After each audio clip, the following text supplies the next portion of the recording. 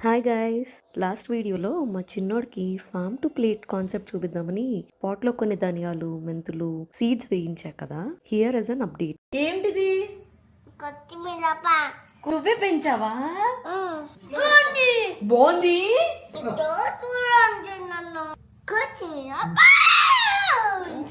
ఏమేస్తే పెరుగుద్దమ్మా?